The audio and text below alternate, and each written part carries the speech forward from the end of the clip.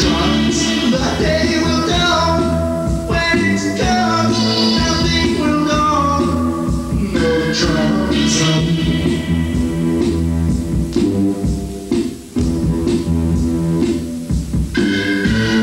One day we'll see the bright light, true liberty, and inside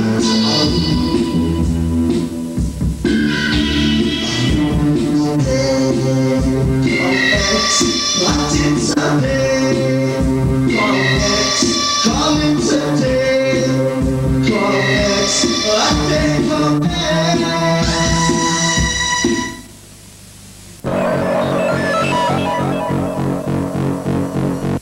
How very clever of you, Mr. Spark. Countess. It leads down into the cellar. Why don't we go down there together? There's someone I think you should meet. I was wondering when you were going to show up, Countess. You don't think you're going to get away with this, do you? I took the precaution of tipping off Sergeant Corelli before I got here. In fact, he's right behind you now. Hey, what kept you, Corelli? Don't shoot, Corelli! You might hit me!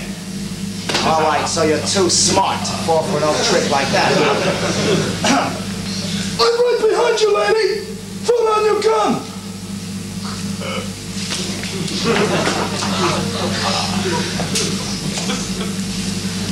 Psychology. Countess, here is your gun back. I've unloaded it, of course. Now, let's get this straight before we make any fatal mistakes. Now, you walk behind me holding the gun in my back, right? I keep my hands up. I walk in front of you. We go down into the cellar together to meet your husband. Remember one thing, I have the loaded gun. I have the loaded gun, right. Now, your husband, Countess, is already dead. So if officially already dead. So if I put a bullet into him, it just saves paperwork for the state.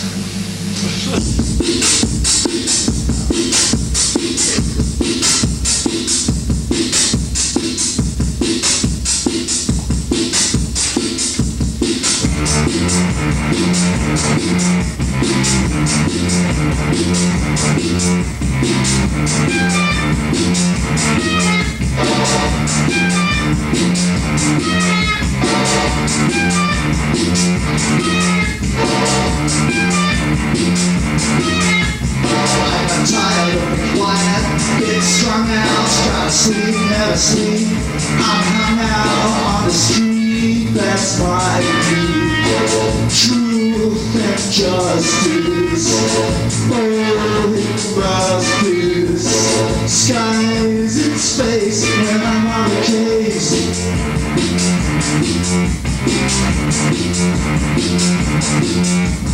Check a read out in the dark shadow stalk. Don't crack up, telephone worth the road.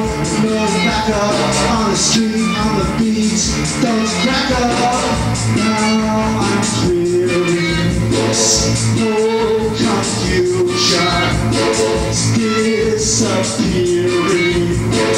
Without trace, I'm on the case.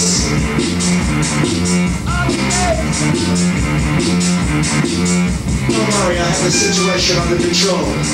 I'm right on the case here.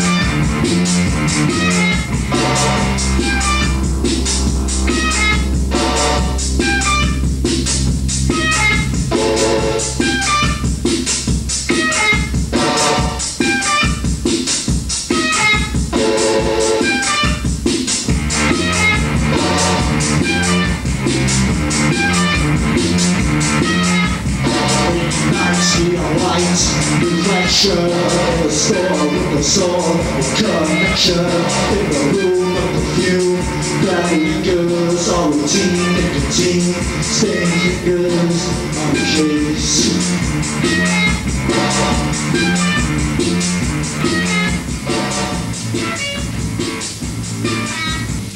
Just give me those things there, Hey. Spark. I'm taking you in. Me? What for? I just saved the world, didn't I? You still ain't paid that parking fine, Spark. Come on, let's go here.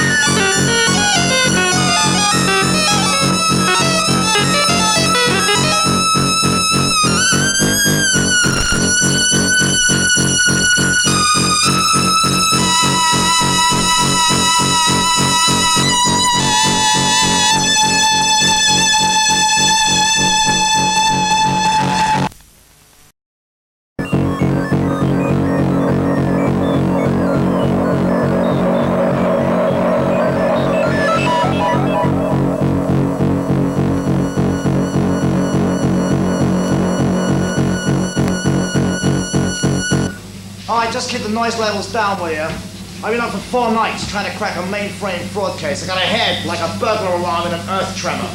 My name is Spark. Brad Spark. I'm a private eye.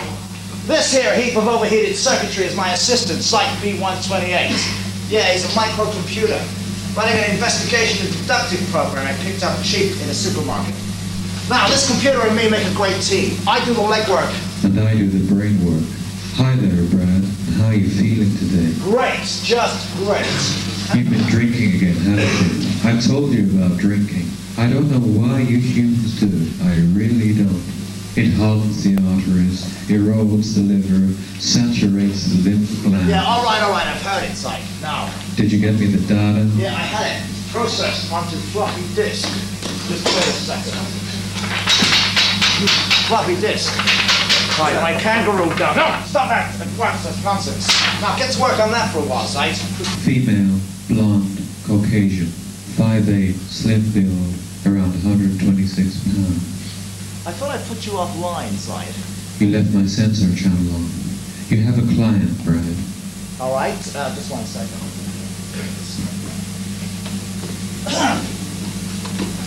Come in.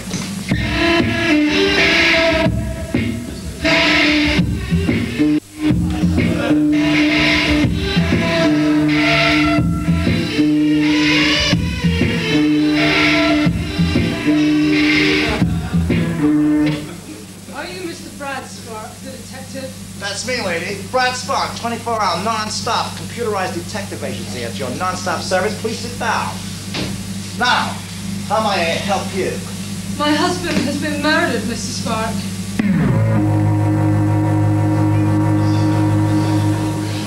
Murder is a little out of our line, lady.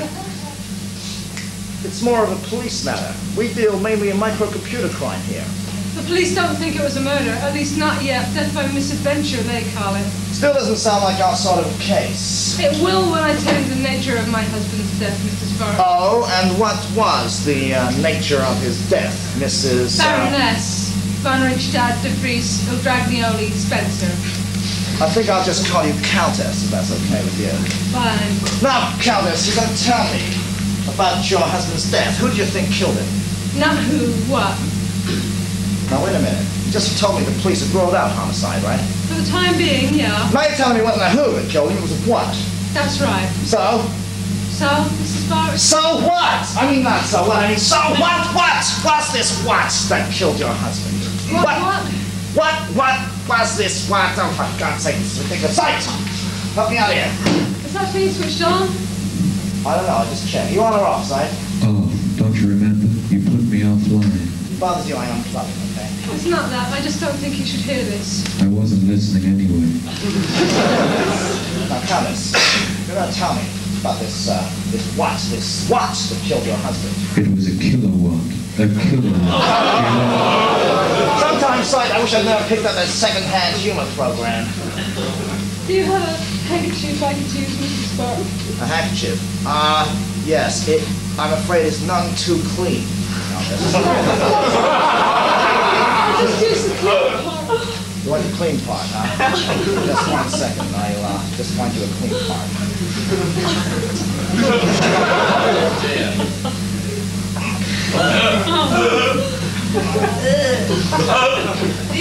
Yeah, let's try that corner. I took the gum off. It's okay.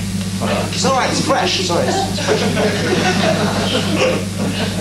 Now, tell me about this thing that killed your husband, Countess. It was his personal computer that killed him, Mr. Spark. What? What? His micro, whatever you call it. One of those things. Now, just a minute here. Well, it's like, how does a piece of metal, plastic, and glass kill your husband, Countess? I mean, what did it do? Fall on top of him? It was his robot cigar cutter. It was an accident. It cut him to bits. It was horrible. It was an accident. It was murder. Murder is a very ugly word, Countess, to describe the accidental malfunction of a computerized cigar cutter. That's what the policeman said. And I would have agreed with him, but for one thing. Oh, what was that? My husband's computer was part of a link-up. I believe that someone, some computer freak in that link-up, programmed the command to kill into the system. I don't know much about these things, Mr. Spark, but it's possible, technically, isn't it? You mean, for your husband's machine being part of a link-up with other microcomputers, to have the programmed command to kill fed into that system by a member of that system other than your husband? I'm not going too fast for you. Yes, things like that are possible. Anything, or almost anything, is possible in the state of the art today. That's why the police can't help. You're the only one who can help, Mr. Spark. Will you help me? Please say you'll help me find the one who killed my husband. These are my scale charges, Countess, plus expenses. Money's no object. I just want justice. Money's no object at all. Well, here, here's $500 on account, and a list of the others in the link-up. Consider me already on the case, Countess. Now, Do you have a light, Mr. Spark?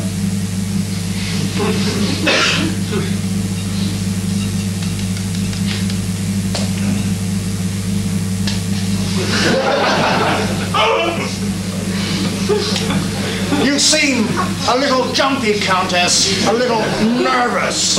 Is something wrong? No, I'm fine. It's just this whole business. It's getting me down. It's getting on top of me. My analyst will tell you.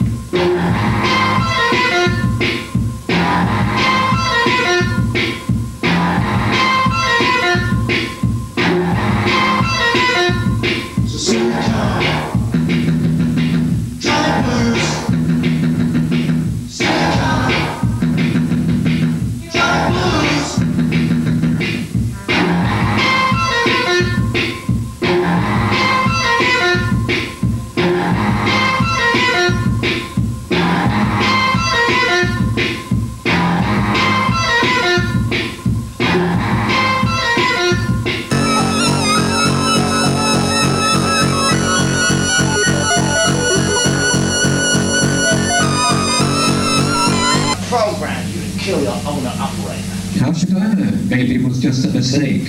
Most people couldn't even program a pocket calculator to about their loneliness. I get the impression, sir, that you are not overly fond of people. People! Don't talk to me that flesh, that soft, wobbly, spongy substance. Legs, feet, hands, all fingers and thumbs, always pressing the wrong buttons, always messing around with screwdrivers and soldering irons.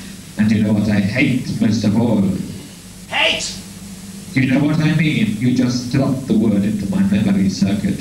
I use the word in a purely imitative fashion. All right, so what is it you hate so much in a purely imitative fashion? Nostrils.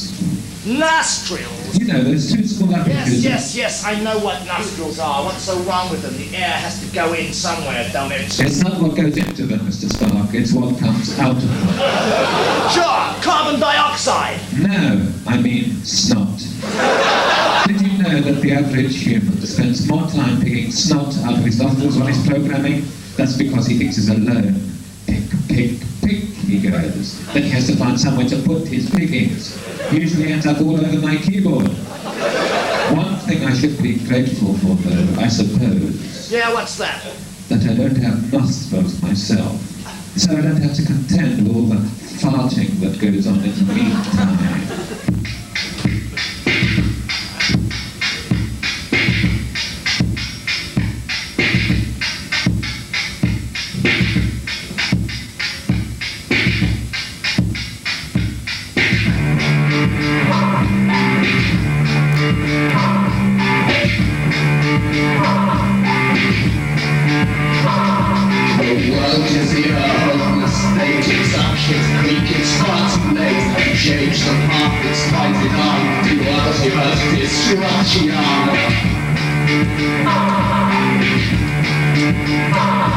It's your own fault, so fuck you all.